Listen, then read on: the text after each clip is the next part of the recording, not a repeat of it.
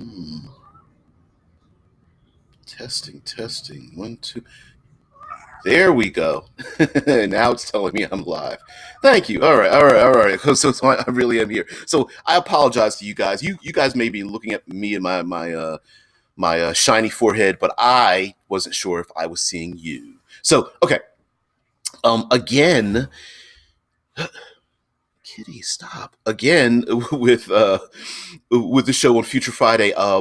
If you notice the title of the show is called Prehistoric Future, and so there are many ways we can get to a prehistoric future, but I thought we would talk about it. And by the way, this is just a way to change up. Maybe if you're already running a science fiction game, here's some ways to change that up. Mind you, the prehistoric future theme deals with the fact that we've been talking about classic Dungeons and Dragons classes, and we've been like kind of shaping and taking them apart and reforming them and making worlds about it. And in a Future Friday uh,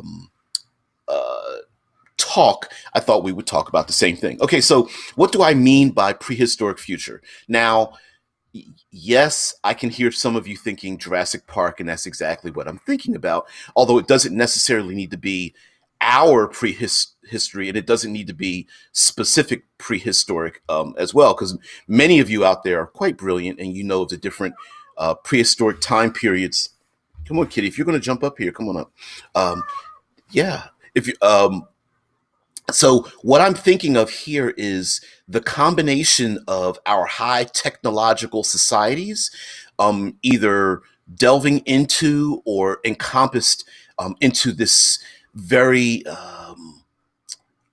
extremely naturalistic, no technology involved setting. So, for example, in Jurassic Park, there are using that as an example, you could very easily insert this into like the Expanse or Altered Carbon or of course Eclipse phase by maybe someone very rich and powerful has hollowed out an asteroid or stepped through a Pandora gate into another world where it's a jungle like or overgrown setting or something, and the player characters are now it's the dichotomy between their rail guns and cyber implants and alien presences combined with anti-gravity and stuff combined with exploring a very brutal naturalistic world. Now, of course, we tend to think of technology being far more superior to anything natural born, but especially if you're using like alien worlds, you could absolutely positively include like predators and things of that nature into a world where maybe those rail guns aren't in uh, very effective in terms of like using them and stuff. There we go. Yeah. Thanks, guys. Um, thank you very much, Tesla. Yep. Yeah, it took a little while. Sorry about the stream. For some reason, it just took a while for it to activate. And I hope and pray that the YouTube chat is working as well, because I've got all the chat windows open, and I'm not getting anything over there. All right, so let's kind of deep dive into a couple of reasons why we'd even have player characters with high technology and global radio links and all that kind of thing. Oh, thanks, Tess, I love you. Thank you very much. Yep, I'm getting the correct chat window coming through, because for a while there I was like double broadcasting, which is weird. So anyway, Gaster Two Soul, yeah, it says there's also things like the Bronze Period, Mycenaean Greece, and other prehistory things. Yeah, and I am not saying we need to only think of like dinosaurs. I'm saying the combination of like high technology into this when I say prehistory, like pre-technological era, not necessarily fantasy Dungeons and Dragons, but I'm saying even before that, where there's only nature and there's only things, whether it's on Earth or some alien concept, or maybe there's some kind of combination, right? Where someone or something, maybe a corporation or a faction, some kind of anarchist realm, or maybe a crazy scientist, or AIs, rogue AIs or robots or something, end up genetically creating from the ground up this kind of world, in which case it would be built instead of naturally developed in some way, shape, or form.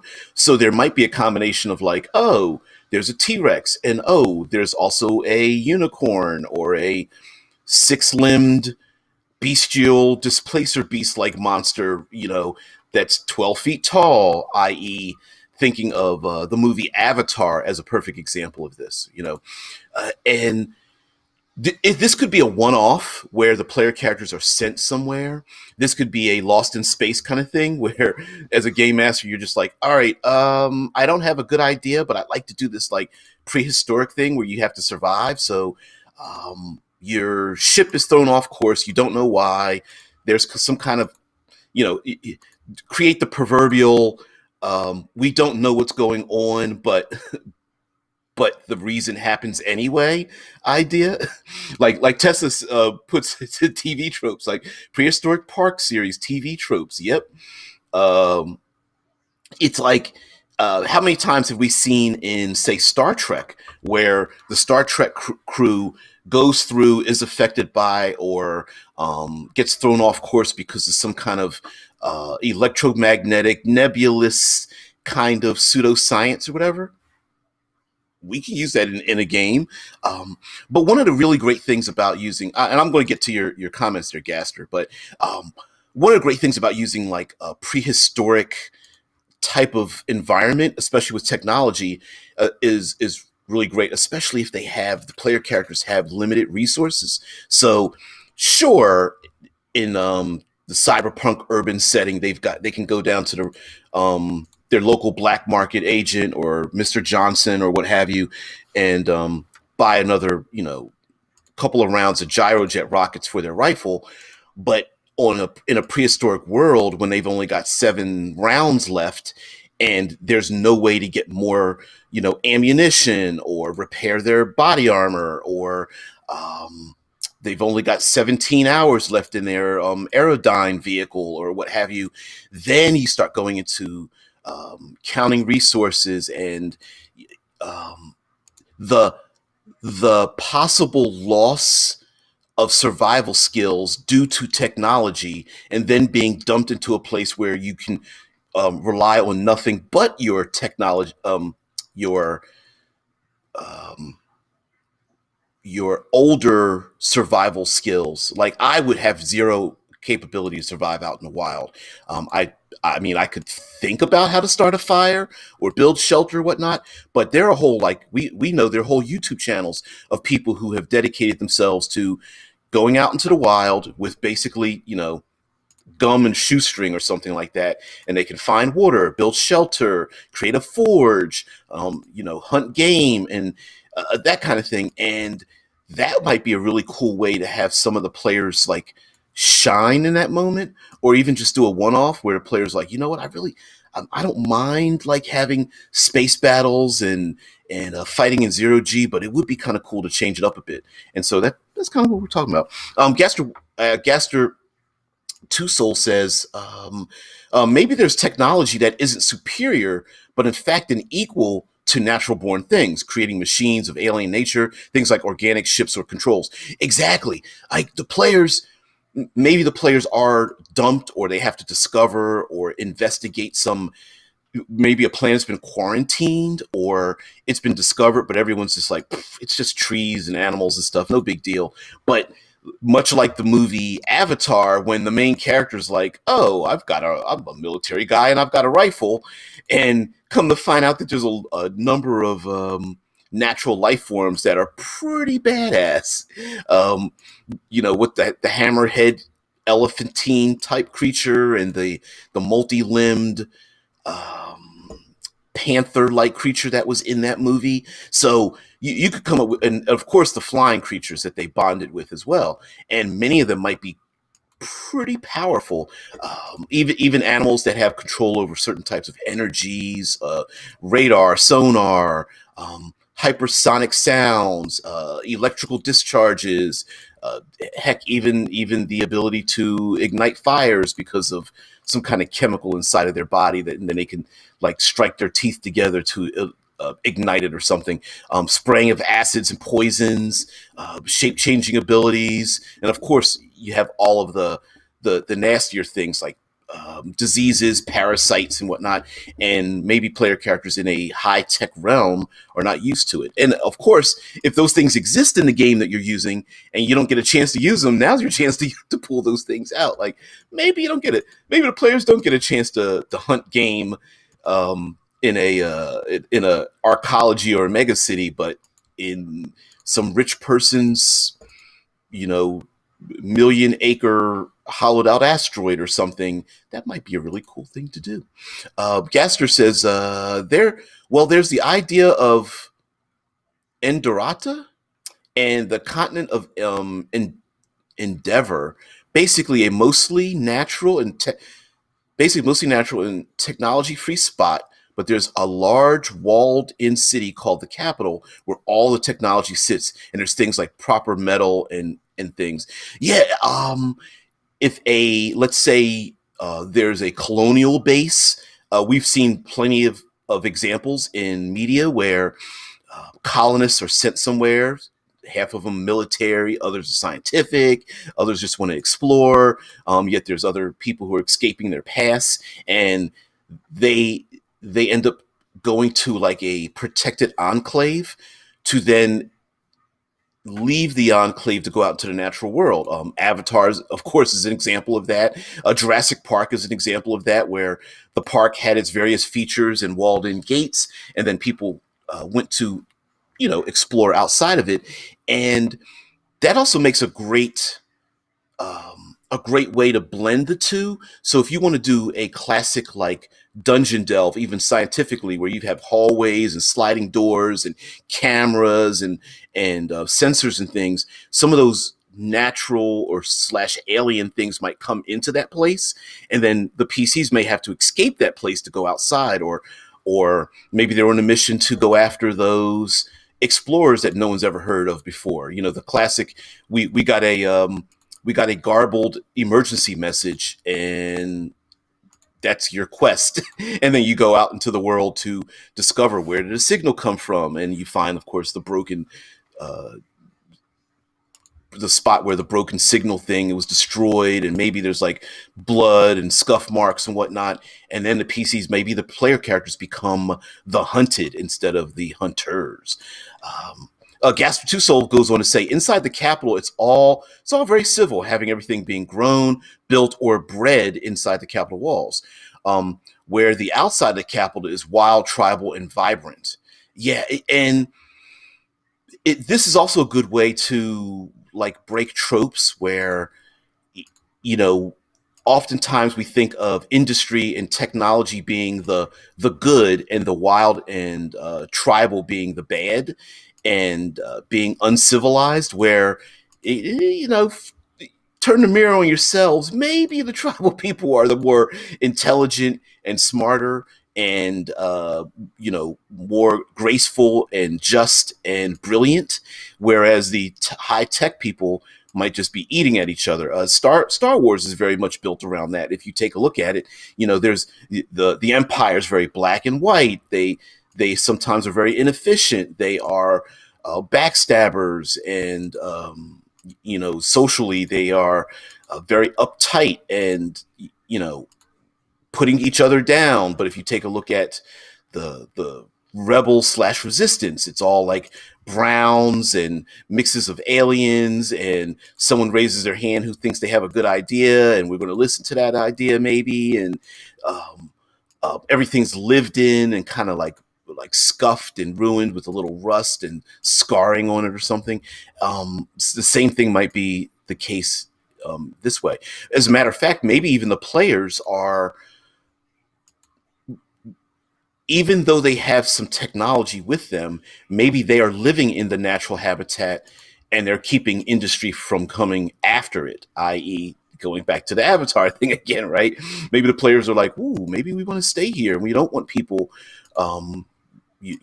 knocking down the woodlands and the trees and whatnot. We're going to like side with them, or at least stop them from doing something. Maybe there's something dangerous in the world, or there's some kind of life form that can't escape, and the player characters understand this. In a transhuman world where you have like cortical stacks and such, maybe the player characters understand, you know what, we can't leave, because if our bodies leave, we're going to take with us this parasite that's like inside of us. So the only thing we can do is stay and try to quarantine the planet. And then maybe later on we can beam our neural pathways to, you know, another empty cortical stack sitting on an orbital ship or some distant planet or something like that, or even get beamed back through a Pandora gate, as in Eclipse phase. Gaster says, or perhaps the players need to get in the city because they are lost out on this planet and they need help to get back to their ship. Perfect tension timer. A lot of time, a tool that is often discarded or not used by game masters and dungeon masters is a tension timer.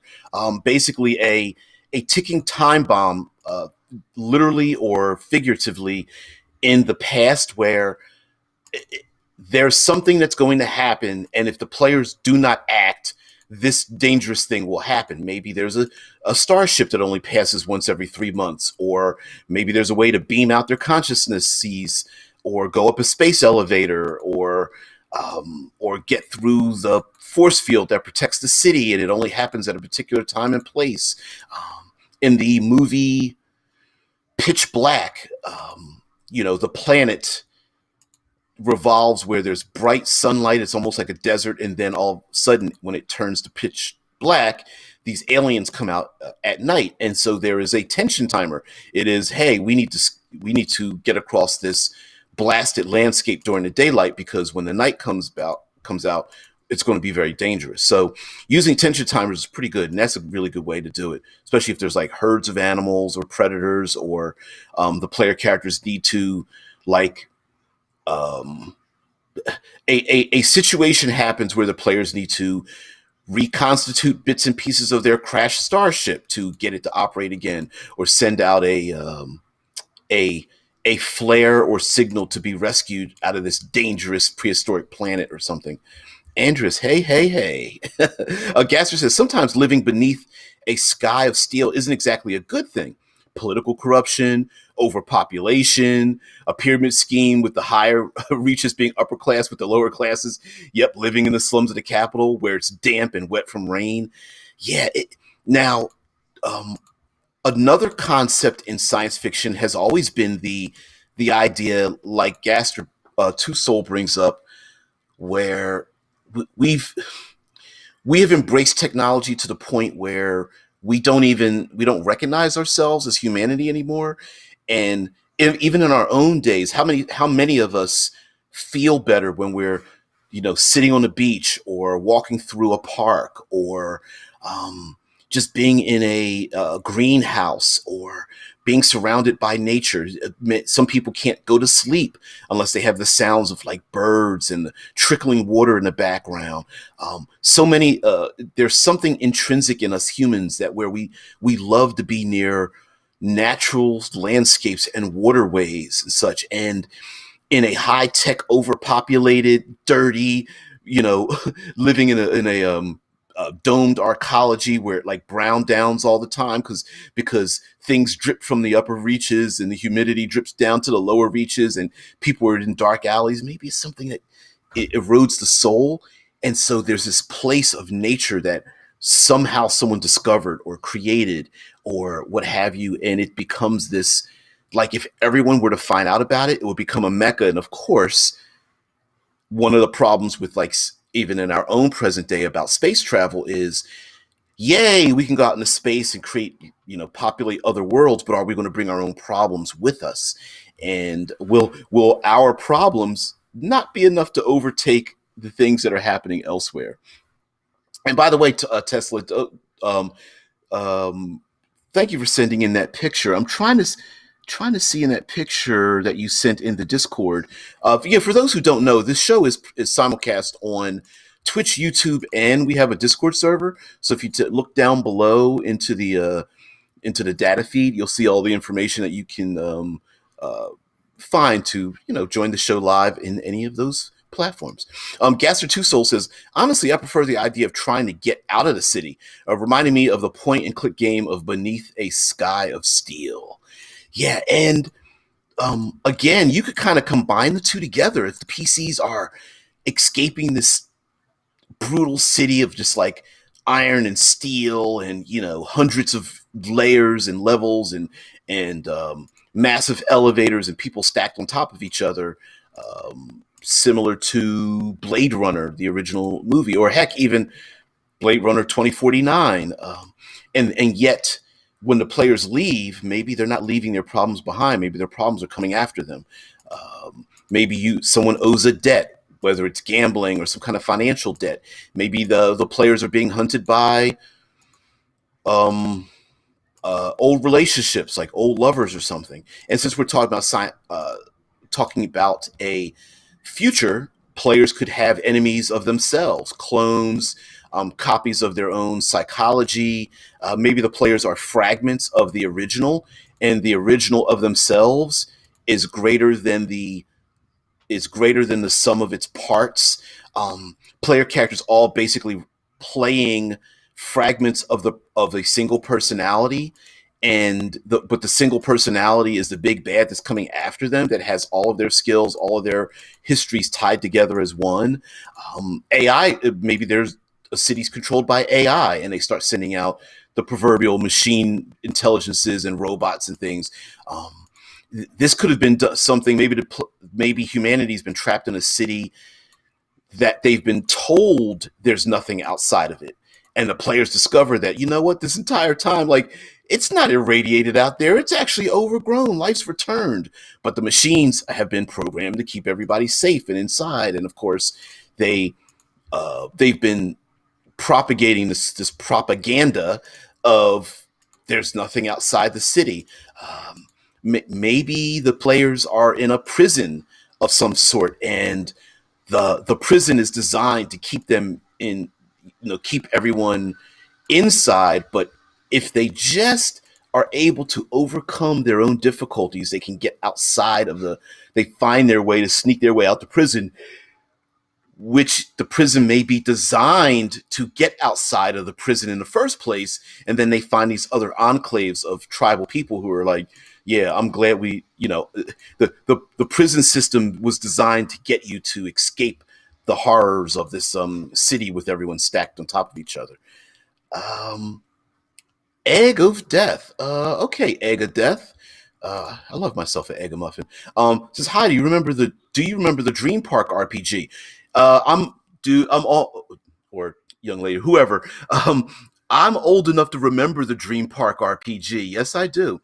And you asked, did you read the original books? I remember reading the first book, and I remember having the other books, but I don't remember reading them. But I do remember the RPG because I remember one of my friends getting it. Anyway, he says, a fantastic playground for the super rich, a way to trick the players into thinking they are stuck somewhere they aren't. Yeah, for those who don't know, there was back in the 80s, during the rage of the cyberpunk era, Walter John Williams, William Gibson, and that kind of thing, those kind of writers. Dream Park was created by R. Talsorian Games, which is R. Talsorian Games created cyberpunk. So this kind of makes it full circle here.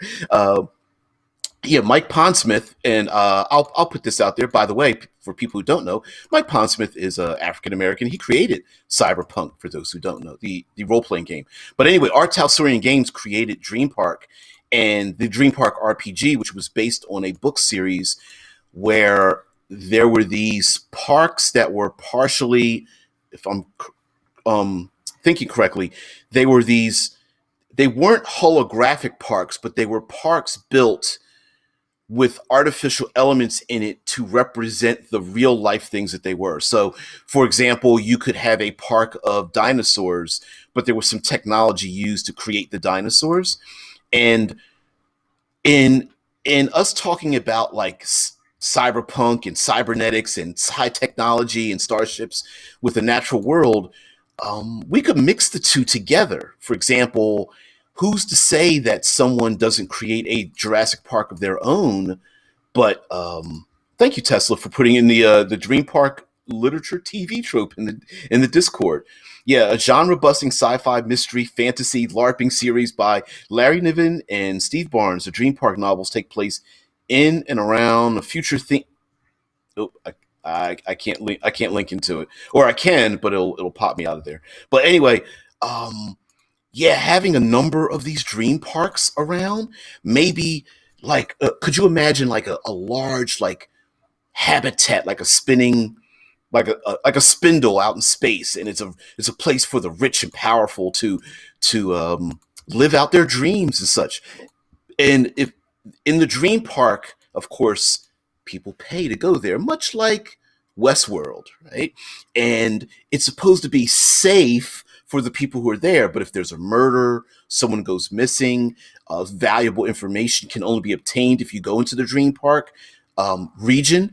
That's a great way for the players to have to maybe supplant some of their usual high technology. Like maybe they can't go in with body armor and rail guns. Maybe they have to go in with melee weapons or small firearms and using their wits, or like in Eclipse phase, when you have the ability to take your cortical stack and re-sleeve into other bodies.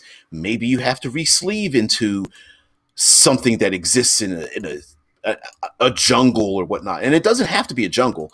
You could have a spindle or hollowed out asteroid that is a desert or a swamp or something like that. Like you could do some other naturalistic regions, but yeah, maybe the players have to just for this one-off game, or when I say one-off, meaning like it might only be one. Oh, it could be a one shot. It could be a couple of episodes or something in your own sessions or whatever. But maybe the players have to pick between. Okay, you could play a saber-toothed tiger, a raptor, a gorilla. Like I don't know. You could come up with some really crazy things, or maybe there's some kind of Neanderthalic beings to hide in the world so that they can sneak in and around maybe some of the rich people who are there, portraying themselves hunting big game in the hollowed out asteroid or something. So these are really, I think these are ways where we can take and switch and flip the tropes a little bit as well. Yeah, thank you, Tesla. Tesla talks about the Dream Park TV trope. Anyway, a genre-busting sci-fi mystery fantasy LARPing series by Larry Niven and Steve Barnes. The Dream Park novels take place in and around a futuristic theme park dedicated to hyper-realistic simulation games, illusions, thrill rides, and experiences that put Disneyland to shame. Central to each novel are the park's spectacular live-action game events based on exotic mythologies or realms of fiction, in which both genre-savvy veteran gamers and wide-eyed novices live out elaborate adventures against a backdrop of park actors, animatronic perils, and interactive holograms. By the way, there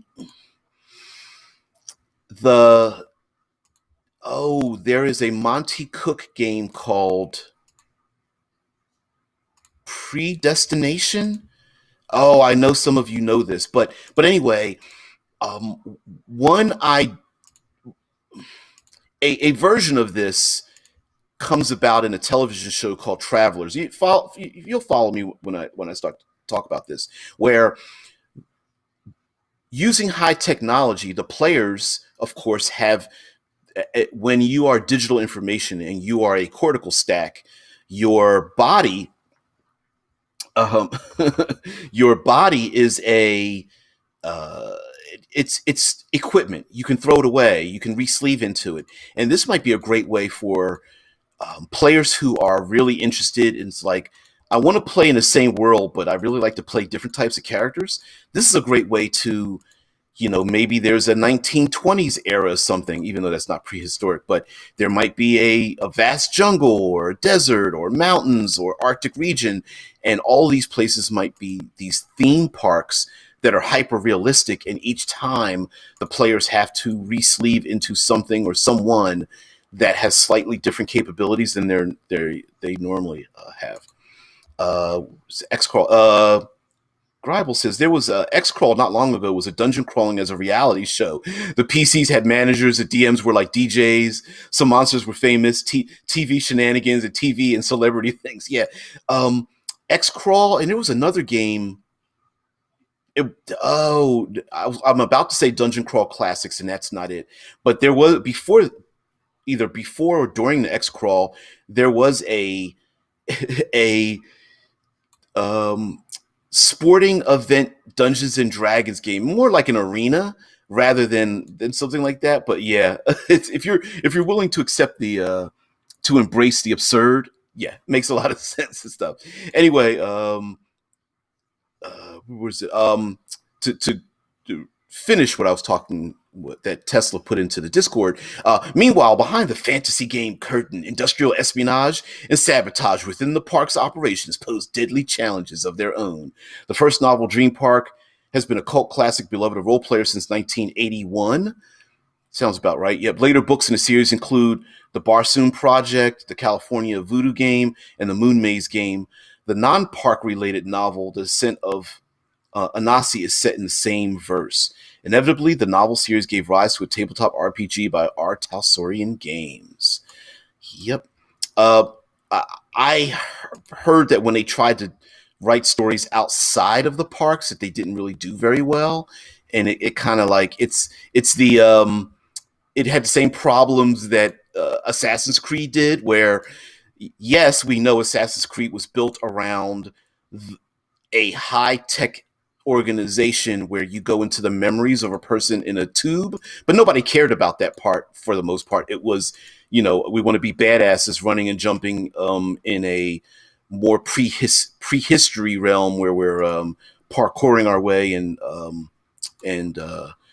knee jumping into the backs of individuals and stabbing them in the throat and whatnot. So um, as we start to round down, another way of doing this kind of prehistory, maybe there's something that isn't inevitable, meaning like a crew of people were sent to an alien realm and the PCs are there, but the natural world is so rich in life that it's overgrowing all the technology, and so there's a temporariness to exploring the natural world. There may also be people who just wanted to leave society, and they wanted to find a place. Maybe or maybe Earth has, undergone. Let's go with the. Okay, let's talk about Eclipse phase, right? Where Earth, part of the history of Earth is that Earth was devastated by World War III, and humanity had to leave Earth, and Earth is quarantined, and there are like kill sats that are around the planet. But maybe there's an enclave. Maybe there is regrowth on Earth, below the nanotech dark clouds that surround the Earth. Maybe there is a hidden enclave, and the people live there, and they don't want to leave. And the PCs find out that there are people there, and the people that are living there are like, look, we don't want to be any part of what's outside the gravity well. Just leave us alone. Yet there might be something very valuable or important that the PCs may have to extract from or bring to this location. Also, the player characters might have to manage this kind of place. Maybe they are protecting a natural habitat that very easily is extremely valuable when it comes to resources such as water, natural resources, animals, plants, for drugs and whatnot. And maybe the player characters are hunters and protectors, wardens of this prehistoric realm. And of course, we can't forget all the dangers in the prehistoric realm. You get to play with things like, if we go classic prehistory, we've got things like, I love the environment. We got things like fog, rain, torrential rains. We've got mudslides, hills, thick foliage, living plants, dinosaurs, the whole nine yards. And some of that just might be really cool to insert when high-tech games, sci-fi games really don't incorporate a lot of those things. Yep. Thank you, Egg of Death. Thank you very much. Lava, volcanoes. Thank you so much. Again, going back to the parasites and diseases, the the mixing and matching of being predator or prey, and back and forth. Yep, Andrea says meteorites. One meteorite, or at least one impact. All right, PCs, you've been. What was the TV show? Terra Nova. Terra Nova was about, for some reason, was like time travel. We're going to send humanity back to. Yeah, Andrew says little meteorites. I don't know. Yeah, but yes, meteorites falling from the sky. You know, what are some other things? Golly, my brain. Oh, tar pits, pools of acid, earthquakes. There's so many things you can play with in a prehistoric realm, and mixing that with technology. Like maybe the PCs are in some kind of hover tank or something, and then the hover tank gets some kind of weird mold gets on the outside of the carbon fiber hover tank, and it starts to erode the tank away, and no one knows why. Or there's some kind of interference. Yep. Ego Death says oversized carnivorous plants. Oh, hells yes. Hell yeah, just take any carnivorous plant we have today, multiply it by like a size of like 100, and there you go. Right. Maybe there are mutations happening to humanity that we're not aware of. Like maybe there are humans that are mixed with plant life or animals out there. Like maybe lycanthropy in our mythology was a real thing that is in this high tech realm and has come back again. And they're like, wait, lycanthropy was real? I thought that was like fake. You're like, nope, it was a real thing. Maybe even things like vampirism, lycanthropy. What are some other hell, maybe even the idea of like unicorns and dragons, while not looking like unicorns or dragons, but naturally develop into something that exists in the world. Like, for example, in our own world, people have thought that we thought unicorns were real, but they were from like narwhal whales or goats where their horns were accidentally mutated together, or were literally tied together on purpose. So Andrew says zombie plagues. Yeah, yeah. Or heck, this could even be maybe in this high tech world, whether it's Earth or someplace else, maybe something we caused. Our hubris caused something to overgrow because we've so much destroyed the ecology, that someone like Ecoterrorists were like, we're going to put a stop to all this technological industry, and they put out something where plants and animals and things grow so rapidly that it's taking over the world, and it's pushing people out of cities. And maybe it's like a zombie plague, but instead of like Plants versus Zombies, maybe it's plants instead of zombies that are spreading around the world, that are GM crops, like GMO crops. Yeah, why not? Maybe they're corporations that have inadvertently or on purpose created like these GMO crops that are like expanding so rapidly, but now you have to pay the corporation to stop the rapid expansion. Like, oh, we've got super bananas and super tomatoes and super blueberries as big as your head. And you're like, oh, wow, that's pretty cheap. Thank you there, corporation, major agro corporation. Yeah, Tesla, Plants versus Zombies. Could you imagine like the a city with like one side of the city walls being pounded on by zombies, and the other side being overgrown by plants ripping down the walls, and the PCs are like, okay, now which is the worst? Do we try to burn the plants? But no, they're taking out the zombies too. But the zombies, yeah, no, but really though, I, a prehistoric future, whether it's just a small enclave on some random habitat created by some rich, strange meth or something. Oh, I didn't talk about Altered Carbon. For those who don't know, there's the Netflix television show, and it's based on a series of books, which we have a fan of the books who absolutely despises the show on the channel at times. But that being said, the the concept of altered carbon, it far more embraces the cyberpunk-ness of it, meaning that the rich meths, the Methuselahs, who are, hideously rich, they're almost think of themselves as not even human anymore, like godlike or something. Um, oh, Tesla brings up Torg. Torgs, Gospogs are undead plant creatures. Undead plant creatures? Do we really want to combine the two? Um, yeah, Torg is a multi-dimensional game, but we'll get into Torg in a little bit. So Altered Carbon, the rich people living above, literally living above the people who are down, living in the bay areas, living below the gravity well.